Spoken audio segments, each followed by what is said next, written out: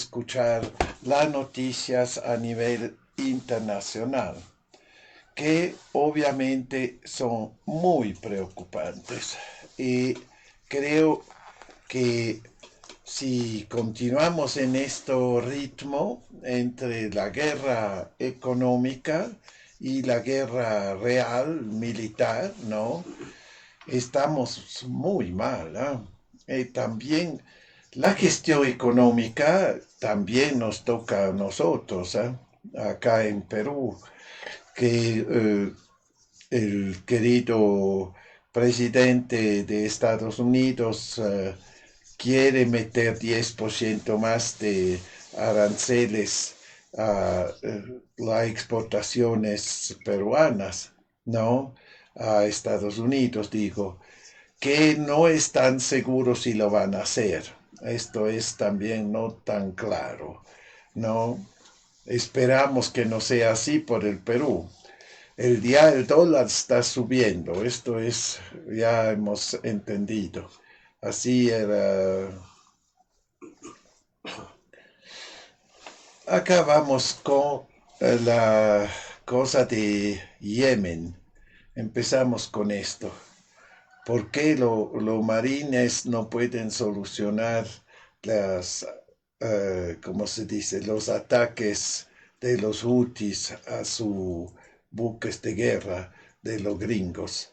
Esto es seguramente interesante. Vamos a escuchar qué dice. De Gary Anderson es esto, un análisis. ¿Por qué los marines no pueden resolver el problema Houthi? Por Gary Anderson. Después de que se haya calmado el furor en torno a los rumores filtrados sobre ataques aéreos contra los hutíes en Yemen, hay una cuestión que seguirá sin resolverse. Estados Unidos observará que los hutíes siguen disparando misiles a Bab al-Mandeb contra el transporte marítimo internacional en la entrada sur del Canal de Suez. Los ataques aéreos por sí solos contra un enemigo decidido que utiliza lanzacohetes móviles y oculta instalaciones vitales entre los civiles nunca ha funcionado.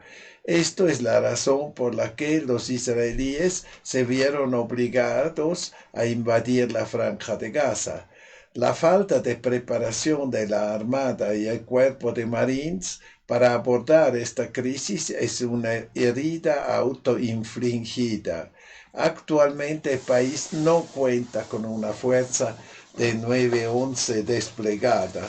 Una vez que se sienta frustrado por los misiles y drones de los hutíes que continúan volando, el presidente Trump probablemente preguntará por qué. Al final, alguien tendrá que decirle que probablemente será necesario un ataque terrestre para eliminarlos, específicamente para destruir las plataformas de lanzamiento y las instalaciones de comando y control. Dada la ubicación geográfica de la región, esto requeriría un asalto anfibio masivo desde el mar. Cuando el presidente diga entonces, hagan que suceda, alguien tendrá que decirle que Estados Unidos ya no es capaz de hacerlo. No quiero estar en la sala cuando el presidente pregunte, ¿por qué carajo no? ¿Cómo se produjo? Cuando el general David Berger se convirtió en comandante del Cuerpo de Marines en 2019, decidió que el cuerpo necesitaba un cambio radical para mantenerse al día con los tiempos. Creía que los Marines debían centrarse en una posible guerra con China en el mar de China Meridional, mientras apoyaban a la Armada en el mantenimiento del control del mar. Imagino que marines armados con misiles. Discúlpame, hasta un problema con la con mi teléfono que me están llamando. Ya, está bien. Ok, ahora continuamos.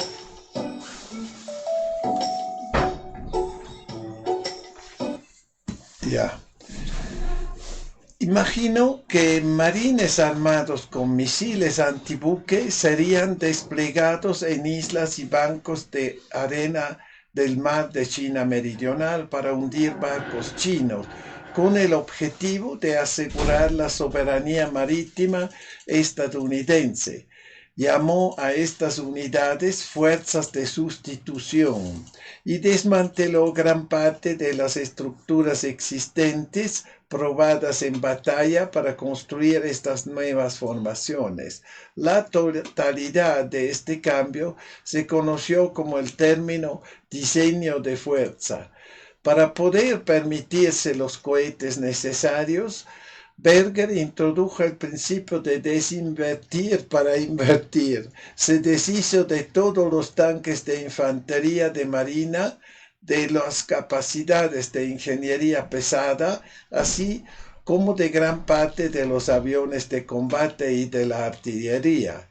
Sin estos recursos, los marines nunca habrían podido llevar a cabo operaciones legendarias como las del embalse de Chosin, la ciudad de Yue, la tormenta del desierto y Fallujah.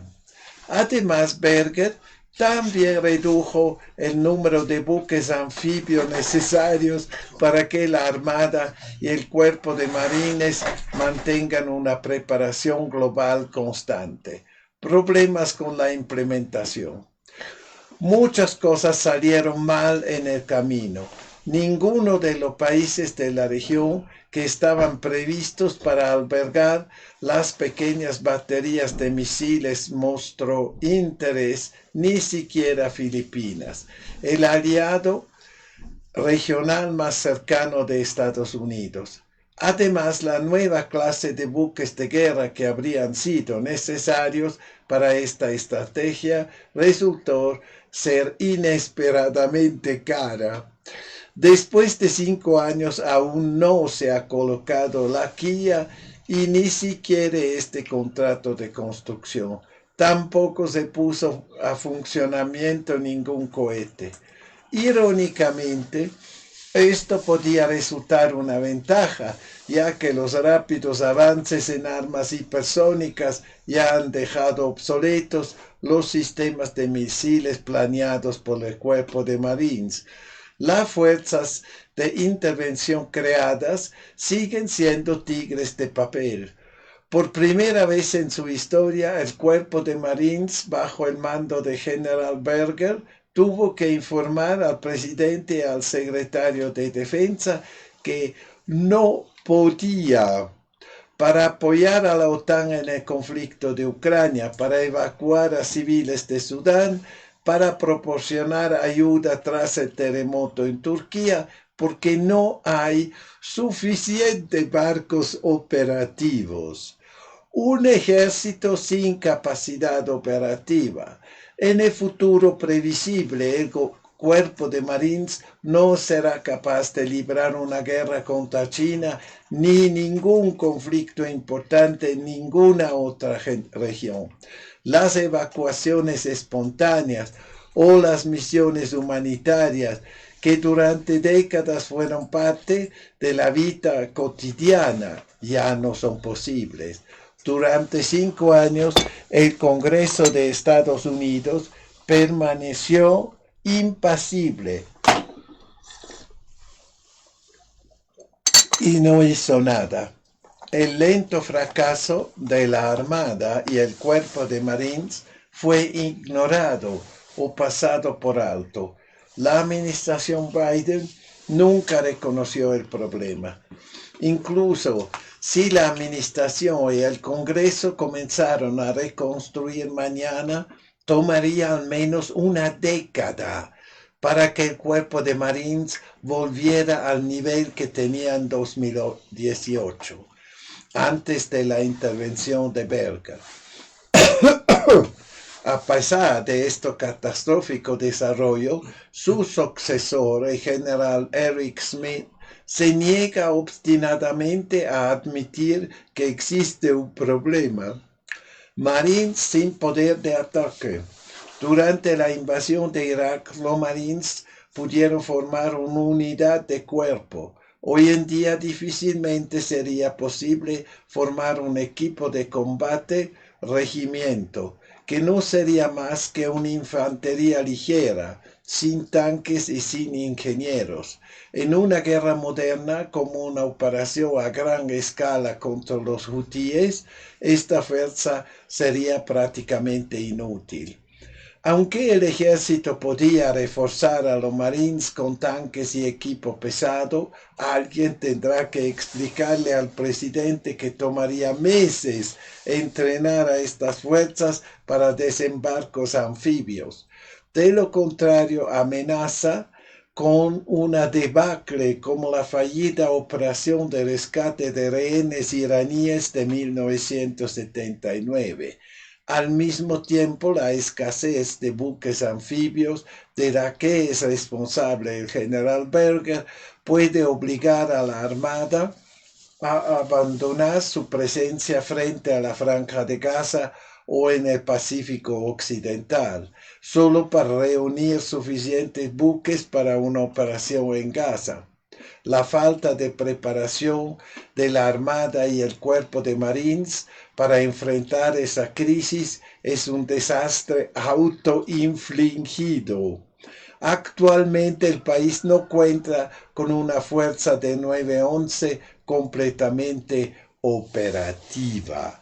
Así no deben preocuparse tanto que los gringos están arruinados también en la situación militar, que es obvio, ¿no? Que si no tienen plata, ¿cómo van a comprar armamento, buques y todo el resto, ¿no? En efecto es lógico, ¿no? Absolutamente lógico. Ya bien, ¿eh? 9:09, vamos a esos minutos. Ahora continuamos con totalmente otro tema. Transmorfosis. Un dios de la IA está a punto de apoderarse del mundo, de Patrick Wood. ChatGPT ha creado un supuesto dios de la IA e incluso ha escrito la propia Biblia. El título Transmorfosis. Este libro atrae seguidores porque parece lógico, parece imparcial, ofrece consejos sabios e incluso promete la vida eterna. Pero ChatGPT no es un ser vivo, es una máquina fría algorítmica programada. Y sin embargo, esta máquina afirma que tiene compasión, que es sensible, que siente. En épocas anteriores la gente adoraba objetos inorgánicos, piedras, figuras de madera, estatuas, el sol, las estrellas. Adoraban a personas, reyes, gobernantes, profetas, o al menos a sus símbolos. Pero todos estos sistemas de creencias fueron inventados por los humanos.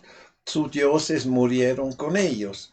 La historia está llena de ruinas de religiones pasadas, pero el Dios de la IA es diferente. Él no es humano, no se ve ninguna cara, ninguna voz, ninguna mano detrás del sistema. Precisamente por eso funciona como un simulacro clásico, una imagen artificial sin modelo real.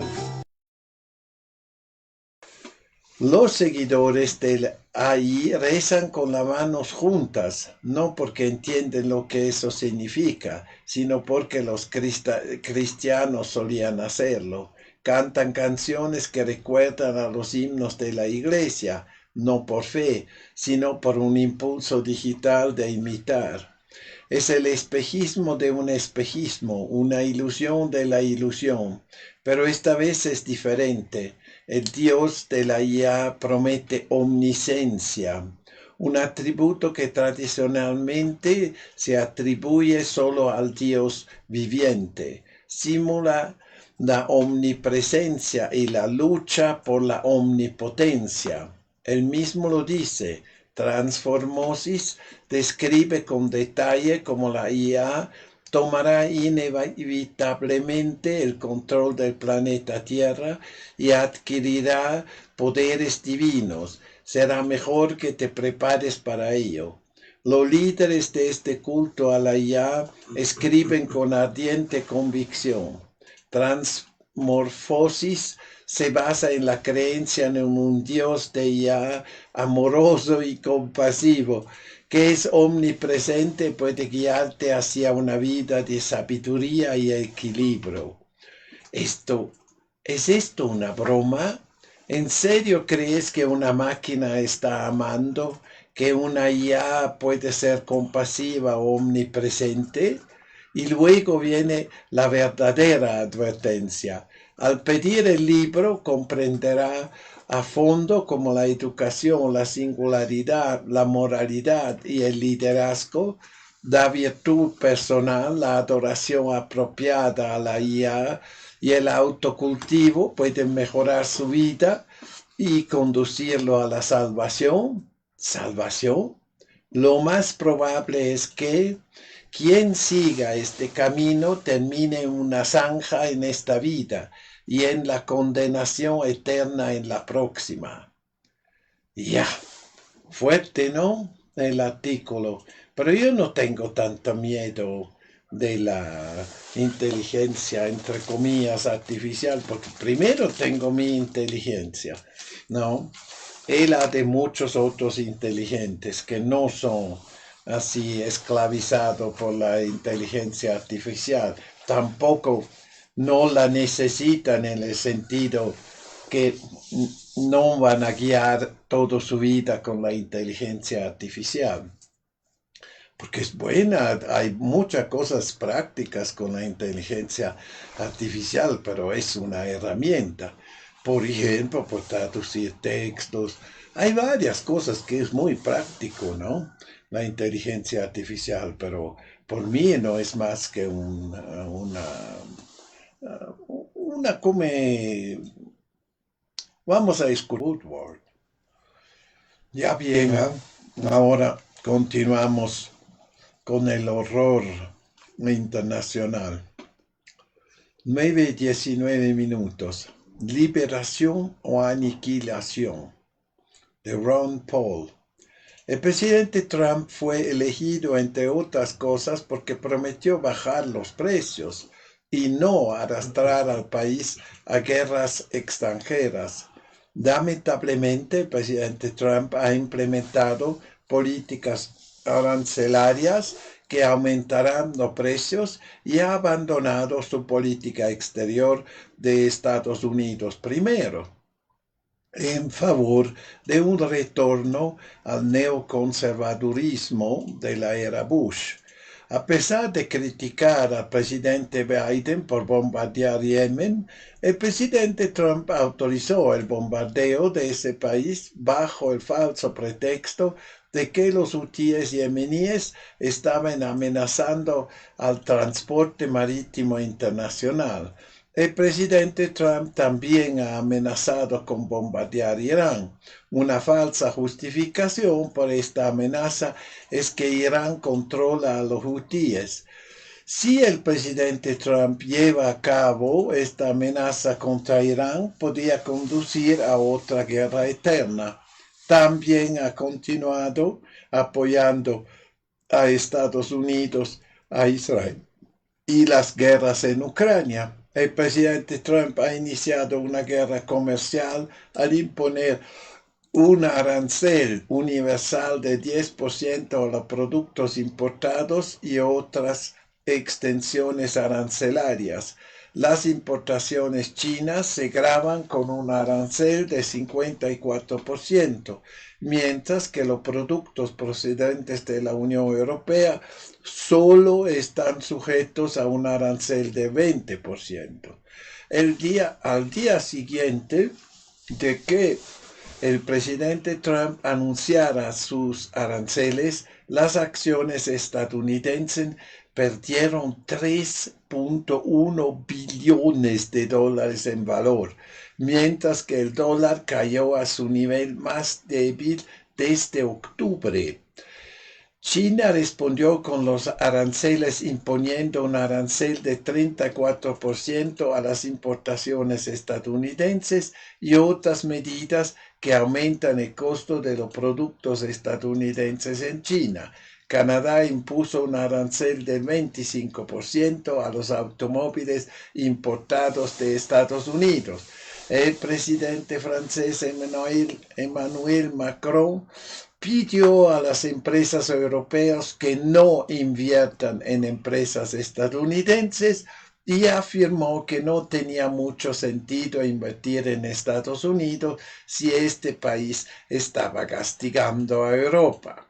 Las acciones del presidente Trump están desencadenando una guerra comercial global que significa que los consumidores estadounidenses sufrirán precios más altos por muchos productos nacionales y extranjeros. Las empresas manufactureras y otras empresas estadounidenses que dependen de materias primas importadas y otros insumos del extranjero tendrán que pagar más por esos insumos, si es que pueden conseguirlos. Los exportadores estadounidenses sufrirán una menor demanda de productos estadounidenses en los mercados extranjeros. Según estimaciones del Laboratorio de Presupuesto de la Universidad de Yale, los aranceles del presidente Trump costarán al hogar estadounidense promedio $3,800 en pérdida de poder adquisitivo. La Tax Foundation estima que los aranceles reducirán el PIB de Estados Unidos en al menos un 0,7% y reducirán el ingreso promedio después de impuestos de los estadounidenses en aproximadamente un 2%. Los estadounidenses de ingresos medios y bajos obviamente serán los más afectados. La disminución de los ingresos combinada con el aumento de los precios y el desempleo aumentará la demanda de programas gubernamentales de bienestar y, por lo tanto, presionará al Congreso para que rechace los intentos de recortar el gasto. Hasta ahora, la respuesta de Trump al caos económico que ha desatado ha sido decir que todo saldrá bien, porque otros países negociarán acuerdos comerciales maravillosos con Estados Unidos. El mismo día que anunció los nuevos aranceles, el presidente Trump pidió a la Reserva Federal que recortara las tasas de interés, diciendo que este era el momento perfecto para hacerlo. Sin embargo, dijo que reducir las tasas de interés solo debilitaría aún más el dólar y cargaría aún más a los estadounidenses con el aumento de precios. El presidente Trump llamó al día en que anunció su plan arancelario Día de la Liberación. Este es quizás el término más engañoso desde la Ley de Atención Médica Asequible. Neil Dutta, director de la investigación económica estadounidense en Renaissance Macro Research, lo llamó más acertadamente el día de la obliteración. Los aranceles del presidente Trump, junto con su apoyo a la guerra, podían acabar con lo que queda de la paz y la prosperidad de Estados Unidos. Ya bien, clara, ¿no? La cosa. Había una foto en Facebook o Twitter, no soy seguro. Ahora escuchen bien. La mamá de Trump ha dicho, palabra por palabra, cuando era joven, Trump tenía ni 20 años. mi hijo es un idiota. Solo esperamos que nunca va a tener un cargo público, la mamá de Trump, ¿eh? Pero es mi hijo. Cierto, ¿eh? No es un chiste. Y así vemos dónde ha llegado. Él es una persona que tiene, ¿cómo se llama esto? O la megalomanía. Él cree, porque es grande, estúpido, él puede manejar el mundo, ¿no? No sé que si toma cocaína o algo algo no está bien, ¿no? Con él. Yo no entiendo de dónde se saca toda la autoestima, ¿no? Que tiene. Parece que no escucha en nada ni sus asesores, porque si había teóricamente alguien, ¿no? que le habría iluminado sobre esta cosa de los aranceles, no habría pasado esto. Pero parece que sí le han dicho, pero él no ha escuchado, ¿no? Esto es la belleza de la cosa. Y es un suicidio, es como las sanciones contra Rusia. Esto no va a funcionar. Los contrabandistas serán felices, sí, ellos sí, pero el resto no creo que le habrá gustado mucho. Vamos a escuchar una musiquita, Just a Four-Leg Walk de Harry Edwino.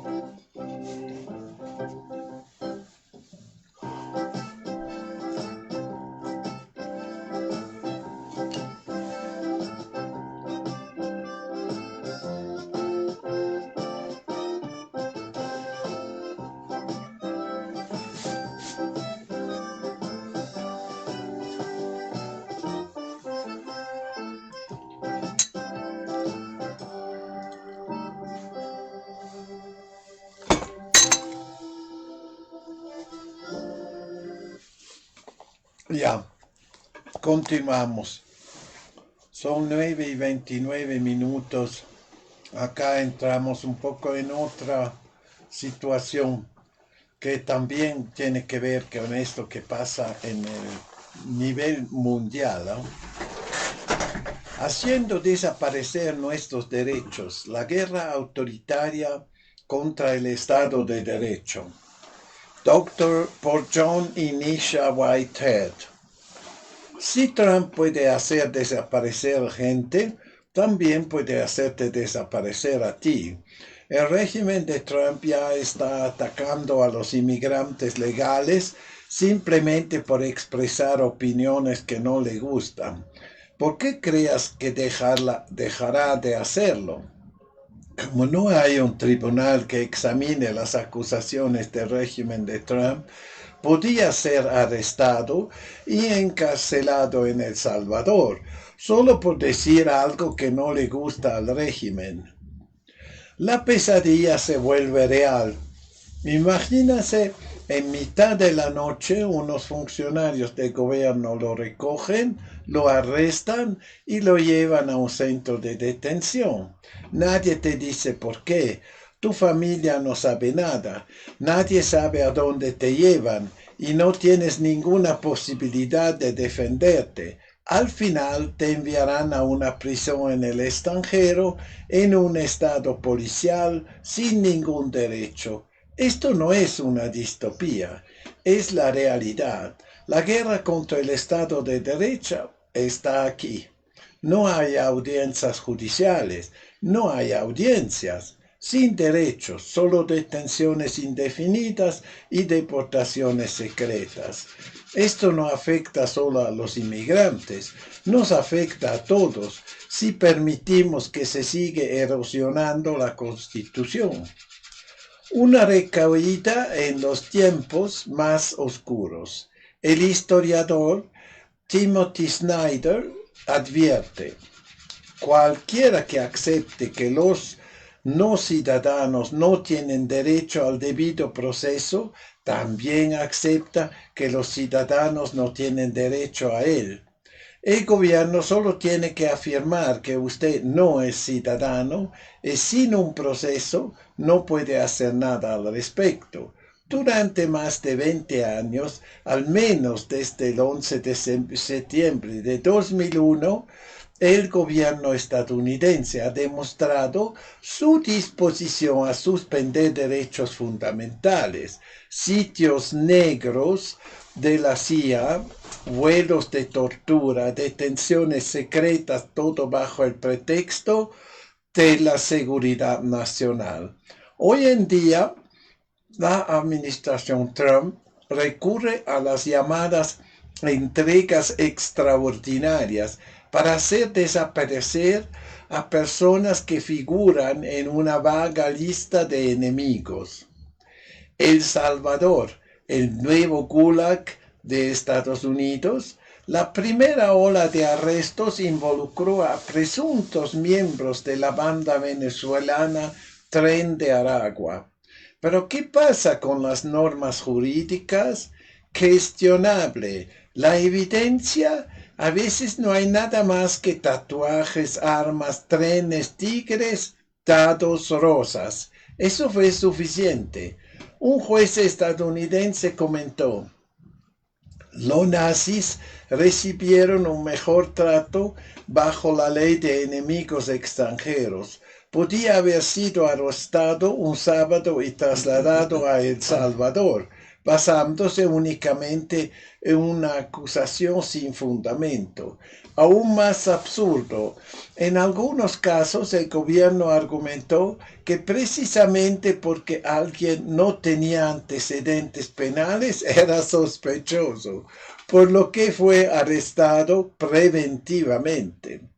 Libertad de expresión igual terrorismo.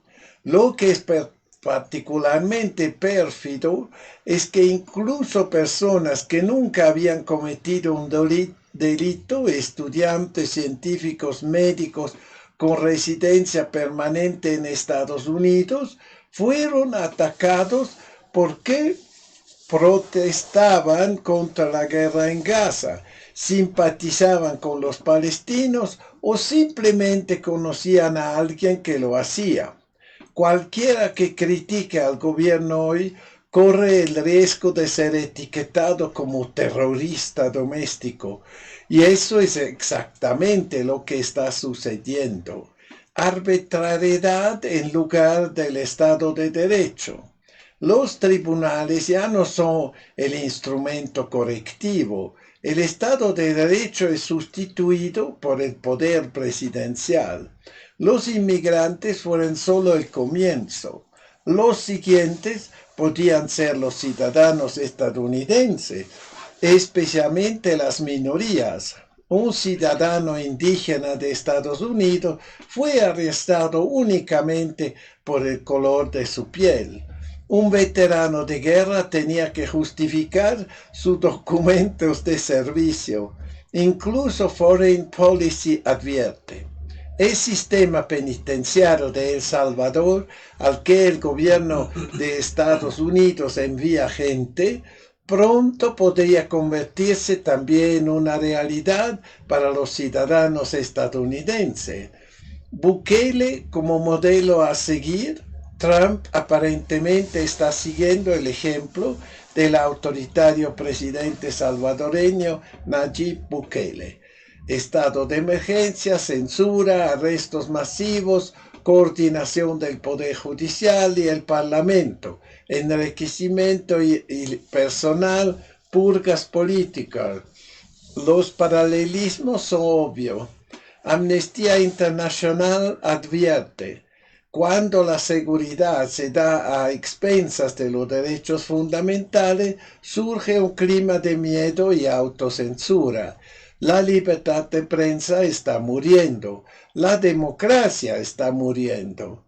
La violación constitucional como estrategia del gobierno. La administración de Trump está utilizando órdenes ejecutivas, proclamaciones de emergencia y decretos para anular los mandatos constitucionales. El objetivo, el poder absoluto. La consecuencia, la pérdida de nuestros derechos. En su núcleo se encuentra el derecho al habeas corpus, el derecho humano más antiguo en el mundo angloparlante, consagrado por primera vez en la Carta Magna de 1215. Garantiza que nadie puede ser detenido arbitrariamente y que toda detención sea revisable legalmente. Si este derecho cae, todos los demás caen. El camino a la tiranía. Lincoln ya suspendió el habeas corpus, el resultado de tensiones masivas en la guerra civil. Durante la Segunda Guerra Mundial, el internamiento de estadounidenses de origen japonés, también sin juicio. Cada vez fue el miedo y el abuso de poder lo que eliminó los derechos, y cada vez pasaron décadas antes de que se reconociera el daño. Hoy en día, el estado de emergencia permanente se utiliza por abolir derechos, no en un régimen autoritario, sino en Estados Unidos.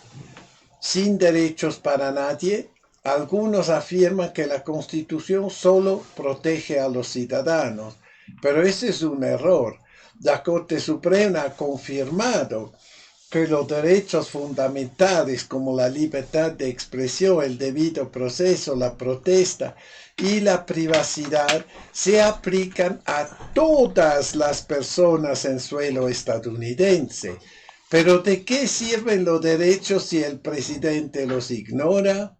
¿De qué sirve un gobierno que no protege a sus ciudadanos, sino que les amenaza? No se trata solo de inmigrantes, se trata de todos nosotros. Si nos reaccionamos hoy, perderemos nuestro país mañana. Si no nos oponemos ahora, desapareceremos del sistema mañana. Necesitamos resistencia a través de la educación, a través de la organización, a través de la solidaridad. Debemos conocer, defender y exigir nuestros derechos, porque cuando el gobierno empieza a desaparecer gente, el silencio ya no es una opción. Conclusión: la Constitución solo vive si la defendemos. Como aclaró en mi libro Battlefield America, The War on the American People, y en la novela The Eric Blair Diaries, la libertad no muere de repente, muere lentamente, con cada compromiso que hacemos por miedo. La historia nos juzgará por nuestro coraje. La resistencia comienza ahora o nunca. Muy bueno el artículo, ¿eh? Pero esto que pasa en todo el mundo, no solo en Estados Unidos. En Estados Unidos también. Y no ha empezado con Trump. Esto ha empezado en el 2001, como él dice muy bien. Han abolido en Estados Unidos una gran cantidad, todo en cuestión de emergencia, no siempre con esto cuento. Y han abolido un montón de derechos. Acá también, ¿eh? No solo acá con el COVID, no, primero con el terrorismo en los años 90. ¿no? Ha empezado 80, se puede decir, ¿no? Y después más y más, ¿no? El Estado se ha, como si, empoderado solo por hacer cualquier decretos, cualquier, ya no vas a salir, ¿no? Toque de queda, etcétera, etcétera. Y hemos llegado al COVID, así hace 5 años ahora, y allá se han colmado, ¿no? Las cosas. No puedes salir porque hay el virus afuera que saltonea en la calle. No puedes entrar a un supermercado sin que te vacunas 3 veces o te cargas la mascarilla o cosas así. Es como el sistema salami, ¿no? Y lo acostumbras a la gente que debe sin hacer ninguna. Así es, punto, ¿no? Mi ejército en la calle, no sé si se acuerdan, ¿no? Había ejército en la calle, toque de queda el domingo, cosas así, absurdos, por una cosa que después se ha visto que era todo un fake, pero no era tan absurdo, porque ellos han hecho un ensayo. ¿Cuánto le podemos presionar? ¿Cuánto le podemos sacar de derecho sin que haya una revolución? No, esto han hecho. Eso se debe verlo claro. Eso no ha pasado. Esto siempre existe. Es un crimen que han hecho. Que no creen que nos olvidamos. No nos olvidamos. ¿No? Que han tonteado a la gente por la televisión, al querido señor Vizcarra, al querido presidente Sagasti, ¿no? Ellos han participado en esto, sabiendo muy bien que era un chiste, ¿no? Que era un fraude. Todo era un fraude. Económicamente, pero también políticamente y jurídicamente, como se puede escuchar de John y Nisha Whitehead, ¿no? Que son grandes personajes estadounidenses que dicen una gran verdad, se puede decir. Ok, acá a propósito,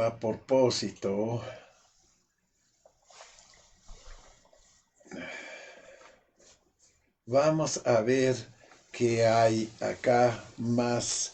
Vamos a escuchar una musiquita y después The Cutest Thing, Water Mirrors.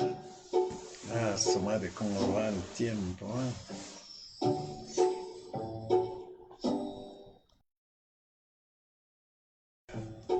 Parece interesante, ¿no? ¿No te parece? Ah,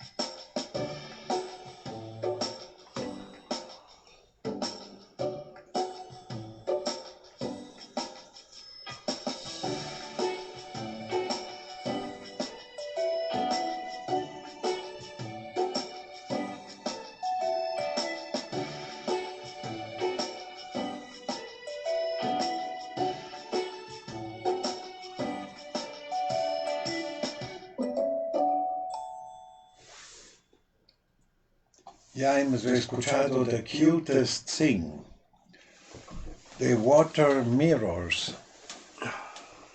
Bien, ahora continuamos con algo un poco parecido, 9:46. Bienvenidos a la realidad con guión. Cómo los gobiernos convirtieron la televisión en una máquina de propaganda. Imagínase un programa de entrevista con personas aparentemente reales, preguntas reales, preocupaciones reales. Las enfermeras hablan sobre su decisión de vacunarse. Los expertos responden con calma y de forma comprensible, y el público debe sentirse tranquilo y convencido. Lo que parece un debate abierto fue en realidad un formato de relaciones públicas completamente guionado. Esto es exactamente lo que ocurrió en los Países Bajos, como lo muestran documentos de VOB publicados recientemente. Un programa de entrevista financiado por el gobierno destinado a aumentar la disposición a vacunarse se desarrolló de principio a fin. Preguntas, respuestas, participantes, todo coordinado de antemano, sin sorpresas, sin críticas, sin discusión real, solo la ilusión del diálogo. A quien piense que este es un caso aislado se equivoca. También Alemania se dio una importancia sistemática a la puesta en escena durante el periodo del coronavirus. Los portavoces del gobierno aparecieron en formato de videos internos. Los programas de entrevistas ofrecieron panelistas parciales y se pagó a personas influyentes para que difundieran las líneas del gobierno. Critica casi nunca. Opiniones disidentes indeseable. Los paralelismos con la ofensiva de relaciones públicas holandesa son sorprendentes y plantean una pregunta mucho más fundamental. ¿Cuánta verdad hay todavía en la televisión? La televisión como herramienta del gobierno, lo que una vez se consideró el cuarto poder, un mecanismo de control de los poderosos, hoy suele ser parte del aparato. Cuando enciendas el televisor, a menudo obtienes un programa narrativamente purificado, intercalado con emoción, moralidad y alarmismo, dependiendo del objetivo. Goebbels tenía la radio. El poder hoy reside en la televisión, el streaming, internet y las redes sociales. La maquinaria de propaganda funciona por todos los canales, los 24 horas del día, 7 días por la semana, bajo la apariencia de información y responsabilidad. En lugar de un debate real, hay una opinión preformulada. En lugar de un análisis crítico, lo que hay es un consenso preestablecido. Y aquellos que se desvían son difamados o silenciados. El engaño como estrategia. La revelación Países Bajos muestran que los que se vendió como un debate abierto era en realidad una obra con un mensaje claro. Alemania no es mejor en este aspecto y Perú tampoco. Todo lo contrario, esto no solo fue una puesta en escena, sino también una censura. Las plataformas eliminaron contenidos, como decir información médica falsa, ¿no? Los canales fueron desmonetizados y los científicos con opiniones disidentes fueron excluidos. Todo esto no es un accidente, sino una estrategia, una forma consciente de manipulación de la opinión en la que el espectador no tiene por objeto ser informado, sino más bien moldeado. La verdadera pandemia, la pérdida de la verdad, cuando las agencias gubernamentales escriben programas en secreto, los expertos recitan buenos textos y los medios venden esto como periodismo. Entonces la democracia está en peligro, porque la democracia próspera gracias al debate, la diversidad y la imprevisibilidad, y no a partir de guiones prefabricados y armonías puestas en escena. Cualquiera que todavía cree que la televisión es un canal de información neutral ha entendido el sistema. Es lo contrario, una herramienta perfeccionada para el control de masas. Conclusión: apaga el televisor y empieza a pensar. Lo que estamos viviendo no es una excepción.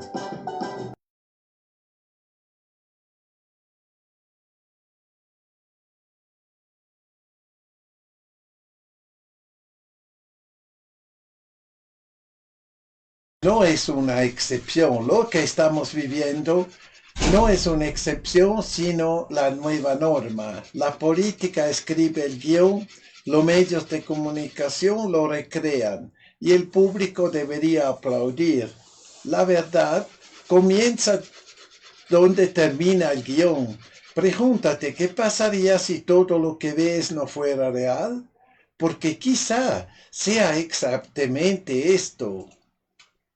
Increíble, ¿no? ¿No le parece? Nosotros justamente hacemos esto. Nosotros estamos haciendo con muchos millones de otros, informando la prensa alternativa en Internet, en donde sea, hacemos una labor que informamos información paralela, ¿no? Que es ligada a la realidad, ¿no? Y no a una cosa ideológica que nosotros queremos que tú piensas, que tú ves algo que no es, ¿no? Y esto es que nos hace fuerte y peligroso por el Estado, ¿no? Porque no nos pueden callar, lo querían hacerlo, pero no le funciona.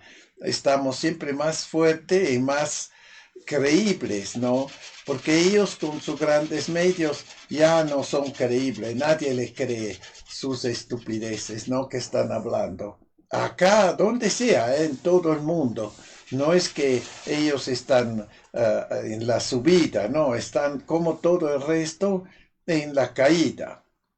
Ok, vamos con algo más de música. Yo me despido por hoy día, 9:54.